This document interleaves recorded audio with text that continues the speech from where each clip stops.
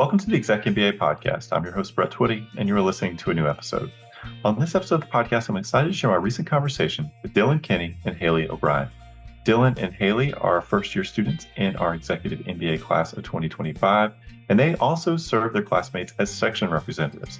I recently connected with Dylan and Haley to talk more about their backgrounds, their decision to pursue an MBA, what led them to Darden, why they chose the Executive MBA program, and so much more. I think you're really going to enjoy this conversation. So without further ado, here's my interview with Dylan Kenney and Haley O'Brien.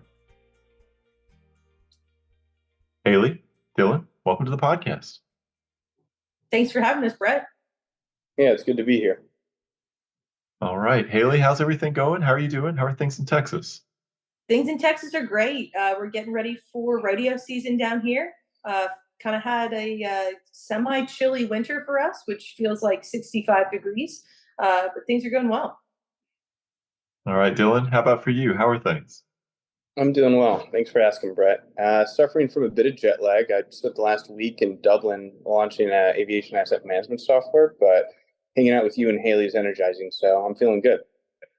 All right. What time do you think it is right now? Well, I don't want to think about it, but it is definitely bedtime.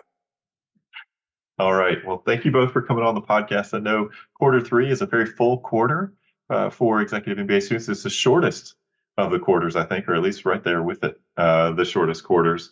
A lot going on. You got accounting, you got finance, leadership communication. So thank you so much for taking some time out for this conversation.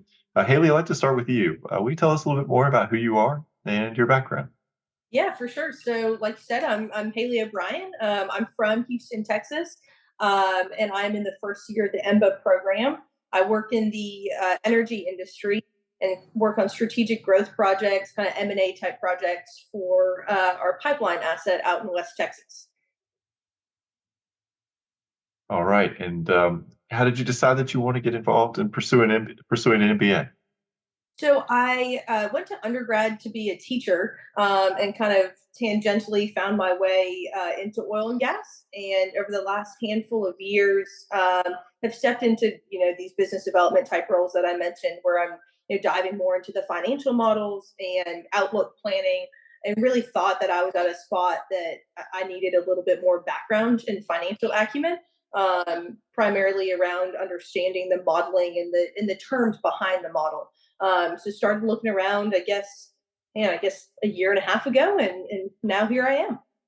All right. Well, Haley, thank you so much for sharing that. It's always helpful to know, people's background, how they decided to pursue an MBA. Certainly a question that's always on our prospective students' minds. Dylan, how about you? What's your background, and how did you decide to pursue an MBA? Yeah. Well, I'm Dylan. I think my story might resonate with those that have faced and overcome adversity, or might have doubts about those that are deciding whether or not to even pursue an MBA, if whether or not they're good enough for a quote unquote top three MBA program. I came from a family that's seen the highs of unity and the lows of poverty, and despite not fitting the traditional archetype of a top tier MBA student, being bisexual, childhood divorce, first generation college student, always held a vision for defying expectations, I think. And I think I think that even though my parents never received a college degree, I graduated with a bachelor's in economics and another bachelor's in business administration from American University, right here in Washington, D.C. Since then, I've worked at a law firm, a biotech firm, and now I'm in marketing and sales at an aviation consulting firm here in Arlington. And I think the idea of pursuing an MBA, it's been around since I've been in undergrad. But the real push came from my partner, Jess, who noticed my hesitation to take that extra step of actually applying. And it became my New Year's resolution last year. Spoiler, I did it. I think the encouragement from my friends, family, and Jess was that catalyst. So it turned my someday into a quote unquote today. And here I am, surviving accounting and being interviewed on a podcast. Yeah, sometimes a family member or a friend or someone who's just heard you talk about this for a long time that gives you that nudge to say, look, just take that step. Well, Dylan, I'm wondering what led you to Darden specifically? Yeah, I think Darden stood out to me because of its community-centric approach. It's a world-renowned reputation for excellence and a curriculum that challenges you both personally and professionally. So working in aviation, right? I work in a truly global field, and to belong to a program that is recognized for its merit by my clients from all over the world, I find to be very beneficial. Haley, I wonder, I imagine maybe some of what Dylan has shared there resonates with you, but I'm sure you also have your own reasons for why you ended up here at Darden. Yeah, absolutely. I mean, I'd be remiss to say that Darden's rankings aren't part of that decision. But really, the case method was a big piece for me. I went to small schools all growing up that were kind of this round table type learning method, like Darden, and so I didn't want to end up in a big lecture hall type learning environment. Kind of thought that Darden is an active learning, intimate kind of setting that I thought that I would thrive the best in and be able to bring that back to the workplace. And we hear that quite often from students in the program. Either maybe college was a small, intimate experience, or maybe that was their experience growing up, and they went to a really big school, and now they're interested in getting back to that kind of experience for their graduate program or MBA specifically. So one of the things that I think is always interesting to talk about here is how did you get interested specifically in the executive MBA program? So understand, the reasons why Darden, but the executive MBA program obviously is something a little bit more specific. Haley, what led you to say the executive MBA program was the right program for you? So the team I'm on right now at Gibson Energy, we've been actively growing and trying to do deals and acquire new assets and have bolt-on growth projects. And so I really didn't want to take a step away from that. It's a pretty dynamic time to be in the industry. Lots going on, whether it be on the drilling side or on the ESG side. And so was enjoying that. Thought I could continue growing both professionally in the environment I was in, and ultimately take the academic experience back to those projects live. It's interesting. It feels like every time you see an advertisement for an oil and gas company, they're also telling you about the environmental, the sustainable things that they're doing beyond just extracting oil from the ground. Yeah, it is pretty neat. That's one of our metrics when we look at crude projects. That ESG is still a check mark there that we have to meet. Something that investors look at every day. So want to make sure we're meeting their needs. Dylan, how about for you? What about the executive MBA program appeals?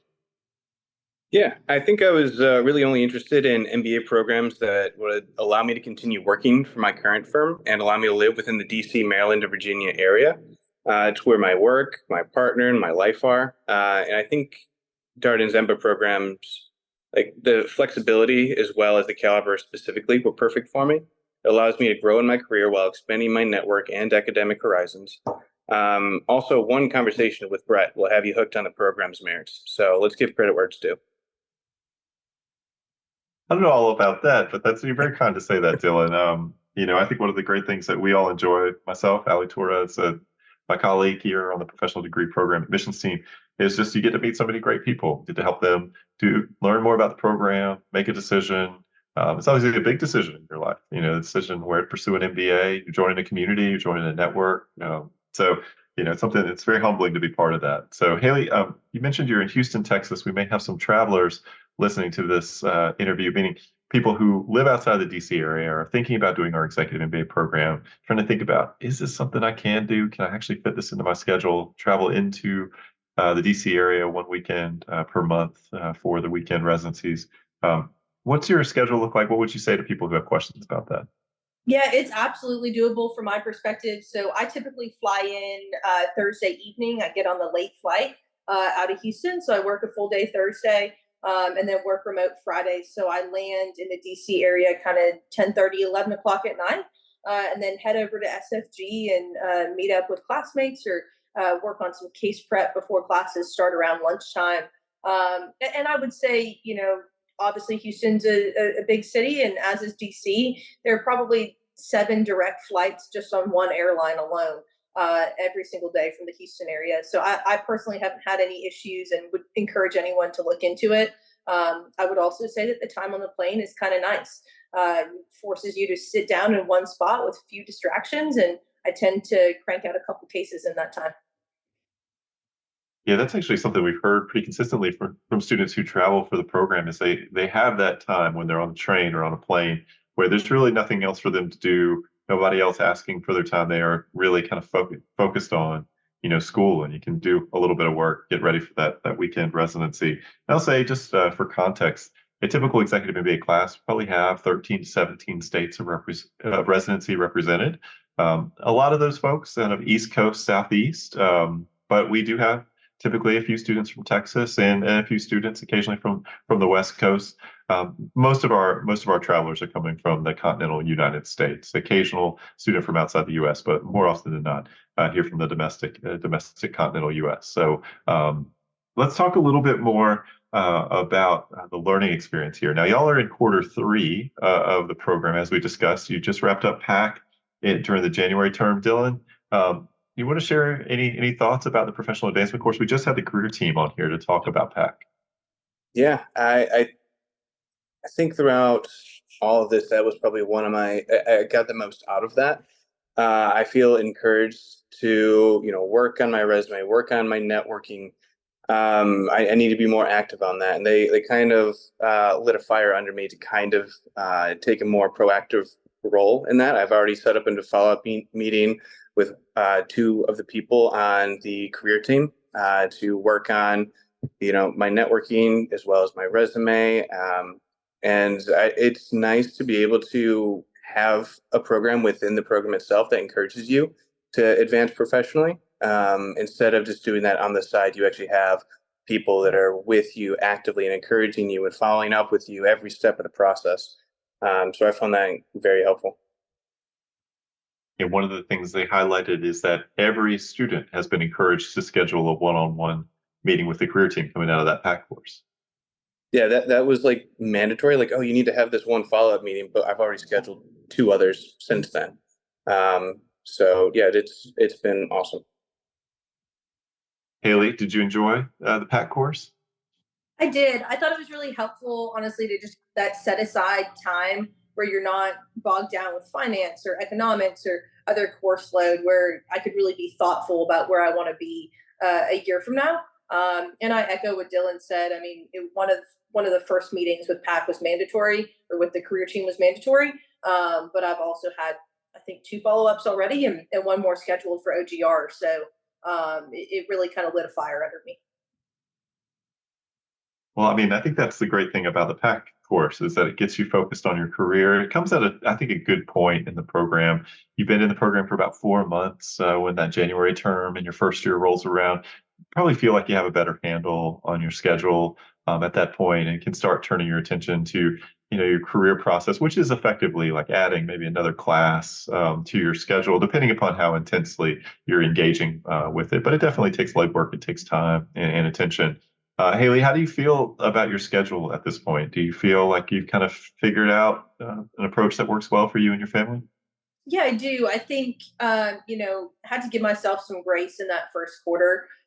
It's a totally new experience getting back into academia, as well as working, right? I mean, some days are really long and you're working late, and then you come home and you still have a case to do.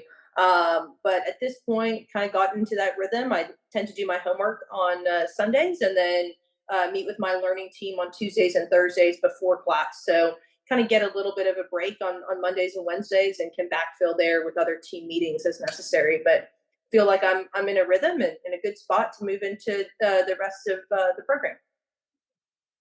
Dylan, how about you? How's your schedule feel at this point, and how do you approach managing your coursework?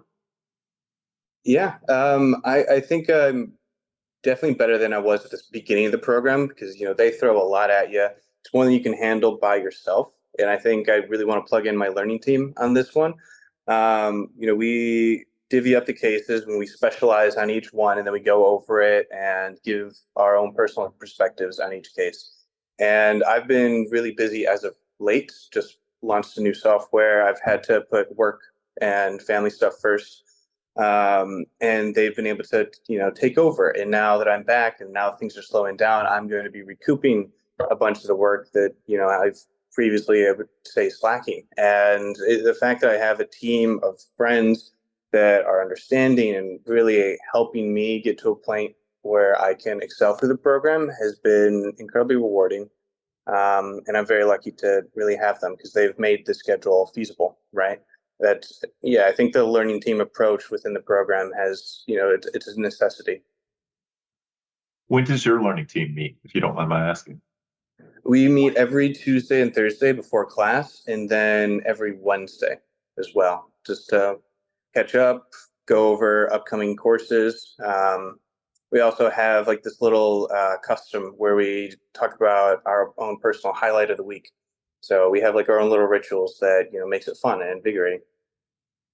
Does that approach vary? Obviously, at a residency week, you don't have online class. So the week leading up to that weekend residency, do you same meeting cadence? Do you do something different in that week? Same meeting, but like on a Tuesday, we tend to focus on one course. That Thursday before another course. But throughout the week, we make sure that we've gone over all of the cases and that we're prepared for the weekend ahead. Haley, is that similar for your learning team? Yeah, we're in the same boat there, and sometimes we'll meet Friday mornings as well at SFG before class starts. There are usually, a couple cases there that we didn't get to during our meetings on Tuesdays and Thursdays leading up to it, but yeah, pretty similar cadence.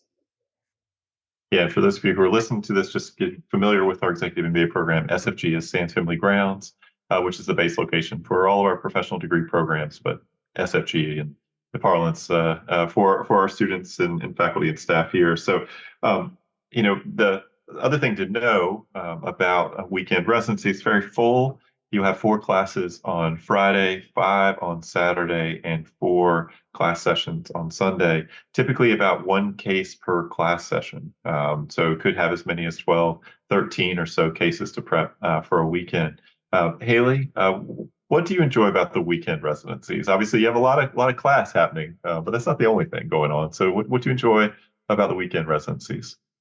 Honestly, I enjoy some of the organic social events that come to be. I think early on, I thought we'd have a lot more structured social events, but really things kind of come together naturally. The last class of the day on Friday, our WhatsApp group usually starts pinging of, "Hey, what watering hole are we going to?" And you tend to get a pretty big group out there, and I think the camaraderie after class certainly helps make the length of the weekend feel a little bit more manageable. Dylan, do you have something that you really enjoy about the weekend residencies? I think I want to echo Kaylee's point. It's probably the friendships, right? A lot of what one goes to an MBA for is the networking, and the weekend residencies allow for that to really happen.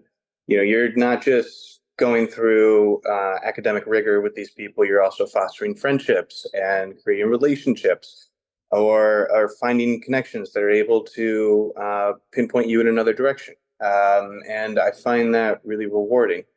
Um, Between classes or in the evenings, we go out, we chat, we talk about career ambitions, and I'm learning to get to know these people on a more familiar level. I'm, learning about their families, their upbringing, their experiences, what, their hopes, dreams, and ambitions. And I find that that's one of the best things about the program itself. Yeah, I think sometimes people feel like you have to maybe sacrifice that sense of community or those relationships to do an executive MBA program. And I think our experience has been the exact opposite here at Darden. It comes up a lot on the podcast, which it's great to hear. And this is not a transactional experience. It's designed for people to get to know their classmates really well and to be all in the experience, even though you're doing it while working. So I want to talk a little bit more about the academic experience, and then we're going to transition and talk about your roles. With your leadership roles with your class. So, Haley, do you have a favorite class that you've taken thus far? I recognize it's early days. You're just getting started here, but do you have a course that you particularly enjoyed? This might be a bit of a hot take, but I'm going to say decision analytics.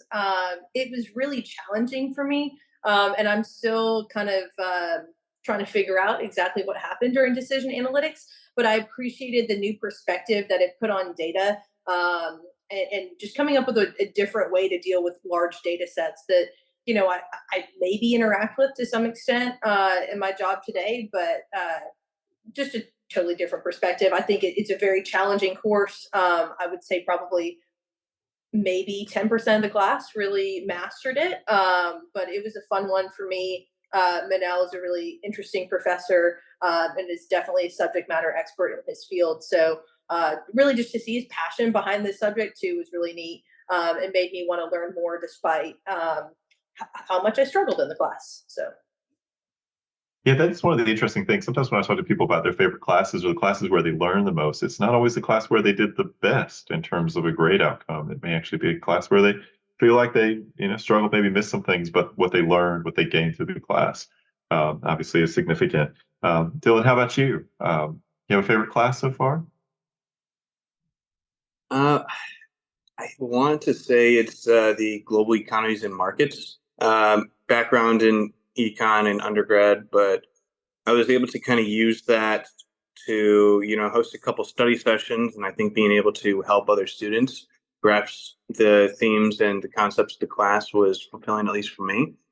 Also, it was just fun to you have the stereotype of like the boring and monotone economics professor that goes through and talks about supply and demand. But Dan Murphy, he's interactive, he enjoys the subject matter, and he encourages you to really take part in the class. And that was probably one of the more fun econ classes that I've taken. Yeah, I think one of the things that's interesting is we will have students who've taken the classes that they will take here in the Darden core curriculum, at least in terms of topic, they've taken it at an undergraduate level. Obviously, you're somebody who took a lot of econ classes. You're in an econ class here at Darden early on in the program. How do they compare? How would you describe the difference? I think the courses that I've gone over before, like there's like microeconomics with calculus, right? You're pinpointing all of these particular calculations. You're going in and trying to find, given a particular situation, what's the exact outcome that happens under these particular conditions. Whereas this, it looks at economic theories and concepts and tries to apply it to real life. Darden uses the case method. So we were looking at different impacts and economic regulations and the effects they would have on current countries and what they had done under economic situations. And to bring real life into the classroom, I found to be helpful and relative. Um, I know that you tend to have this issue where like, oh, when am I ever going to use this? But with Darden, that's never the case because you're looking at a real life application with the case method.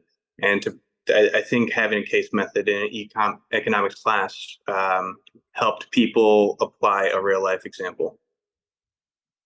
Well, that's an easy segue to just talking about the case method because I think a lot of prospective students, they hear it, maybe they're intrigued by it, but they don't know a ton about what it is. Haley, how do you describe the case method to people who ask you about it, say at work? Oh, yeah, Darden, the case method school. What is that?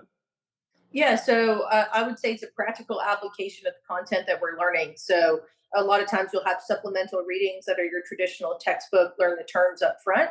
And then part two of the assignment will be a study on a particular company or country or situation that then you're applying the finance terms from the supplemental textbook or the accounting terms from the Coursera videos to that case to dissect the exact problem and figure out where to go next.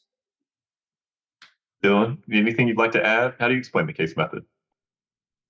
And I think it would be pretty high level. It puts you in a decision maker's shoes, and it provides a real world perspective that's challenging and rewarding. I have found it helpful in applying course concepts to real world applications. All right. Well, let's talk about your leadership roles. You are both section reps for your respective sections. So a lot going on in your lives. You have very full schedules, and yet you decided to take on a leadership role. Dylan, what attracted you to serving as a section representative? Yeah, I think I kind of touched on my history a little bit at the beginning. Child of divorce,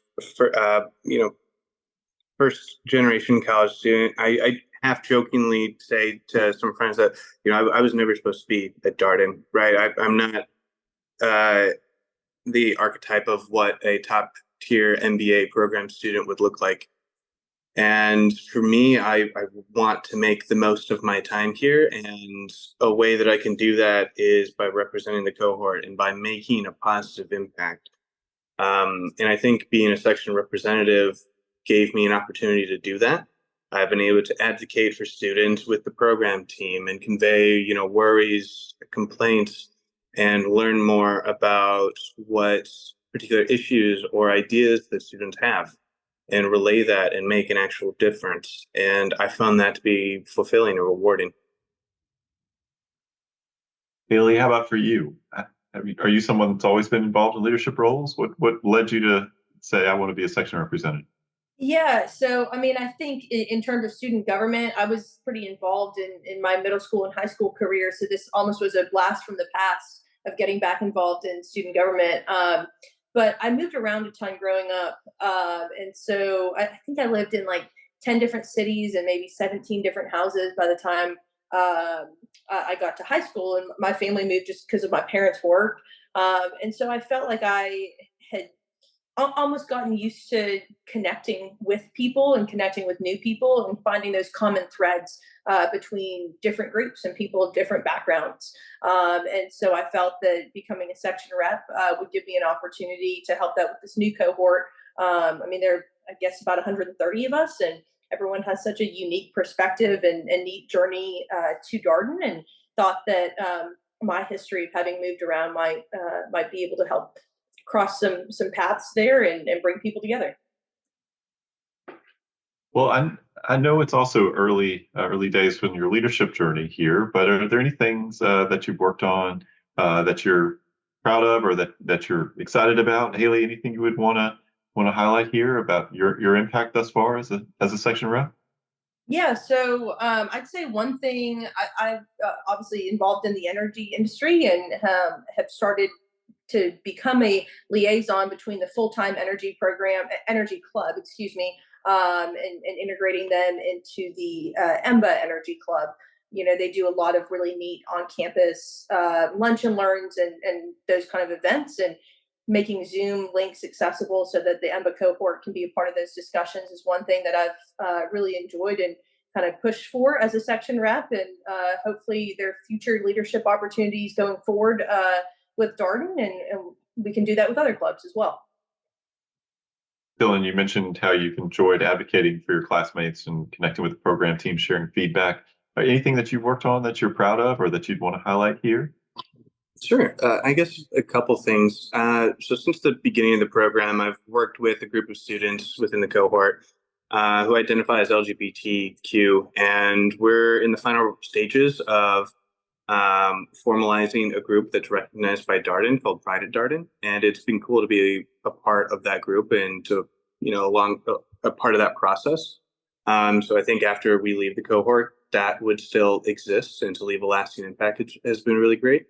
Additionally, I'm on the social committee, so I've had an active role in planning a lot of the social events that we do on weekend residencies, and I've used that opportunity to meet a wide breadth of the cohort and get to know them on a deeper level. Right. Well, there's many opportunities for you to stay involved as you go forward. There's the Executive MBA Student Association. There's clubs or organizations. All that will start happening in the next few months. I think we'll have elections right on the horizon. I wonder, Dylan, what are you looking forward to in the coming months? Is there anything that you have circled that you're excited about? Brett, what's not to look forward to with such a wonderful group of people? I think I'm really looking forward to the global residencies, to be able to go to Finland and Estonia as part of an academic program. Like, that's so cool. A couple of us are actually talking about going to Munich for a few days beforehand as well, just as friends and just to hang out.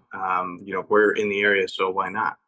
And I think I'm also excited about forming more connections with the people that I haven't had as great of an opportunity to meet.